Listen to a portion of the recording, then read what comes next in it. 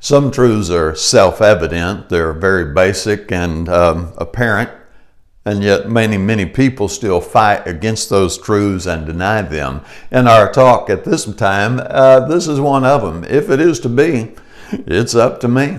My life is my responsibility, and your life is your responsibility. You're the only one that can manage it. The government's not going to come in and manage it for you. Some industry is not going to come in and manage it for you. Other people are busy with their own lives, their own projects. If it's going to be whatever that is you want it to be, it's up to you. It is really up to you. I just love the Dr. Phil saying, and I use it from time to time, life, you set it up. Now, a lot of folks don't like that idea because they would rather play the victim.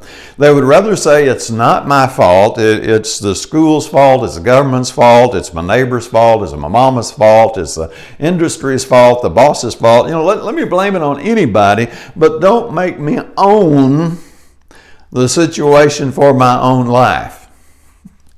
And they can deny that and play that denial game all the way to the grave, and astonishingly, many of them do just exactly that. They play that game all the way to the grave, never knowing the joy of the freedom that you really get in this saying, life, you set it up.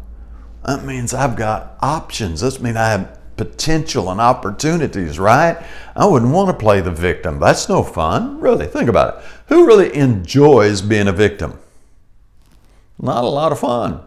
And all the victims I know are usually whining and moaning about something. Ugh, not a way to live. Now, Paul said in Philippians 4, and you got to go back to 11:13. Now, verse 13, everybody knows verse 13. That's where Paul said, I can do all things through Christ who strengthens me. But Paul didn't say that he was magically endowed with this ability to do all things through Christ who strengthens him. If you go back and read the previous two verses, he says, I have learned. I've learned to be content in whatever state I am. I've learned how to be full, and I've learned how to be hungry. I've learned to have, I've learned to have not. I have learned. And through the experiences of life, Paul learned how he can do all things through Christ who strengthens him. There is no magic. You just got to give up on the pursuit of magic. Think about the church in Corinth. They had all of those gifts of the Holy Spirit, and they were one of the most messed up churches that we read about in the Bible.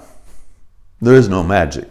So, your attitude, how you deal with life, how you set it up, whether you're a victim or you're happy, whether you're a victim amid tough circumstances or you're optimistic and have a can-do attitude amid tough circumstances, that's on you. And that's up to you.